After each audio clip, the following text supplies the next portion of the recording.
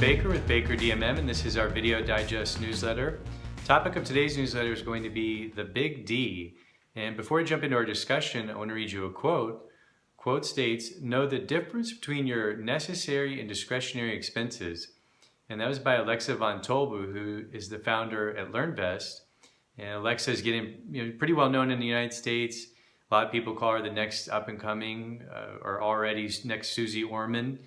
And she's very well respected and has a lot of knowledge in the personal financial sector. And I want to talk to you a bit about what she said in her quote, really discretionary expenses, or in other terms, discretionary income. And the reason why we want to talk about it is if a lot of people might not know the difference or think of their expenses or even their income in a discretionary type manner.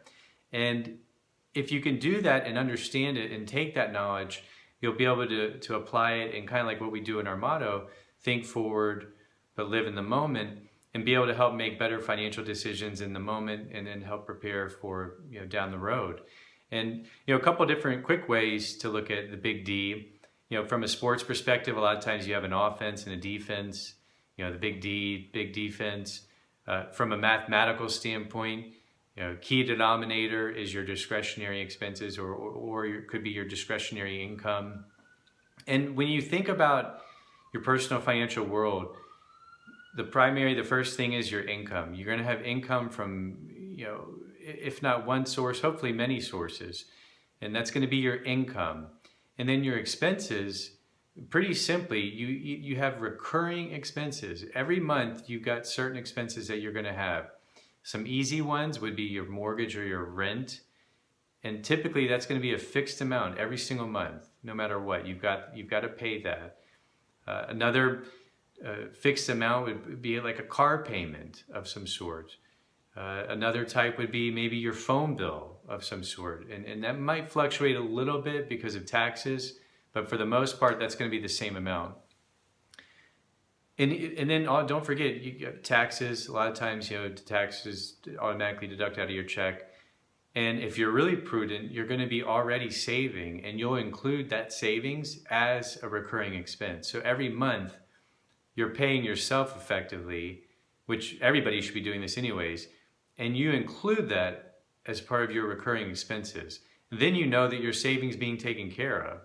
And a lot of the personal financial apps today, there's a lot of online tools where they're, I think in one way or another, promoting that, like saying, hey, use our app, use our program, automate everything, get all these things set up, link up your savings accounts, do the automatic deduction, and then that way everything's on autopilot. You don't even have to think about it.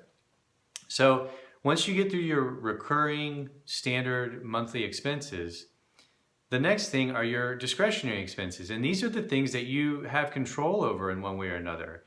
I mean, you have control over everything, but the recurring expenses are fixed, they're there. Discretionary, that's like how often do you go out to eat? How often do you buy gas? How often are you buying new clothes? How often are you going to the spa? These are things that fluctuate. And if you are keeping an eye on these items, that'll allow you to help improve your position. And one other way to kind of flip it around and think about it, instead of going expense first, you could look at it from the discretionary income side. So you have your income, you have your recurring expenses. That leaves you with your discretionary income. That is the money that you can play with. So you've got two different ways to approach it, from the expense side, the income side.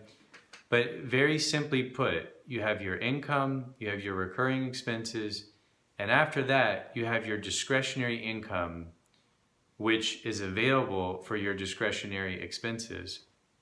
And and some people, I think it was Dave Ramsey who promoted the envelope budget.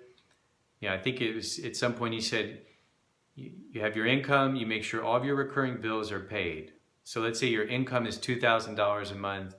You know that all of your bills, your recurring bills, and the money that you want to save, let's say that totals $1,000. So that means for the month, you have $1,000 of discretionary income or discretionary income for your discretionary expenses. And then what could you do? You could go to the ATM and you could take out $1,000 all at once and then go home and put it in an envelope, and and that's your money for the month. You could go to the bank once a week and take out $250, go home that night, put it in an envelope and say, you know what, I'm going to take out $20 a day, $30 a day, $40 a day, whatever it is, maybe half of that money at the beginning of the week and half the money in the middle of the week. And then at the time, you collected your income, you paid all your recurring bills. Now you've got money that you can play with, and that's the money that you have to play with. So you're not risking yourself overspending because it's in your hand, it's in your envelope, and that is the money that you have to play with. That is your discretionary income for your discretionary expenses.